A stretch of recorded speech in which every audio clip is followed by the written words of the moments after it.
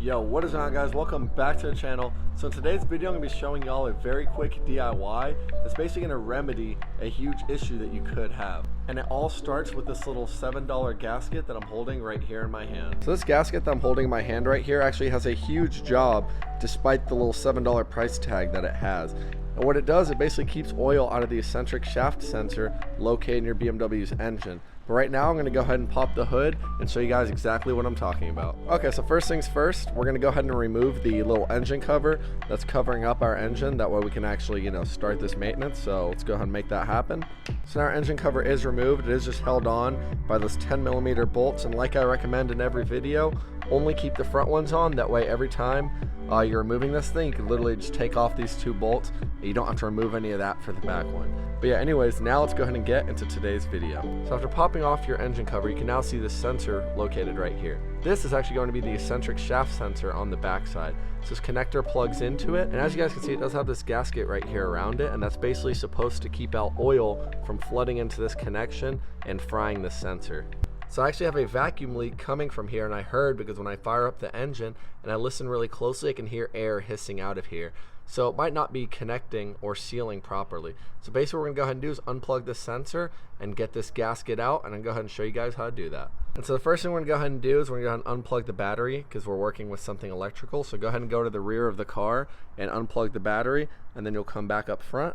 Cool, and now that the battery's unplugged, we're simply going to go ahead and pull up on this connection, just like that. And in a lot of cases on these cars, you'll find oil inside of here that's flooding into this gasket and flooding into the sensor. So we don't see any oil right here, so that is a good sign. And now just be very careful of the sensor, of course, but all you're really going to need for this is a flathead screwdriver to pry up on this little gasket. And you can see once you get in there a good amount, you'll just have to dig in there. You'll just pop it up just like that, and you'll see that the gasket's going to come off. Sometimes it's going to take some digging. A lot of these will have metal, as you can see. That way you're not just poking around at rubber and it's falling apart. So you basically have to dig in deep and then lift up, and that'll cause this to come off. But now you guys can actually see the internals of the engine. That's where the sensor lies. See, it has a tear right here, and that tear is basically where the vacuum leak was coming from and causing air to hiss out of there. You can see that right there. Yep, that is the culprit, guys. You can see right here again. And then here we have our new one. And basically when you're sealing this into the engine, what you're gonna be very careful of is you're gonna be extremely careful not to nick any of the sidewall against the barbs that you see right here, these little connection points on the sensor. So when you're putting it in, be very cautious that those little barbs don't nick the inside. Make sure it goes and overlaps just like this. And now pay really close attention to the little connection points. We're basically gonna slide it in around just like that, and then basically just push down on it. And now I find a 30mm socket works best to actually get this installed. You can basically overlap it just like this and push down, and it'll not basically nick anything, but it'll push just the circumference of that little gasket in.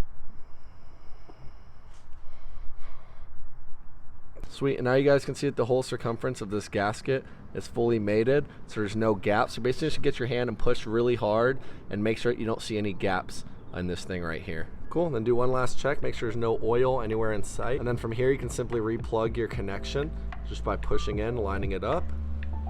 And that should be good to go, guys. So there's a lot of different reasons that you guys are gonna have to replace that little gasket for the eccentric shaft sensor. It could just not be doing its job and oil slipping past it and you notice, or maybe you hear a small vacuum leak coming from the area. Either way, it's a super easy fix, super easy install.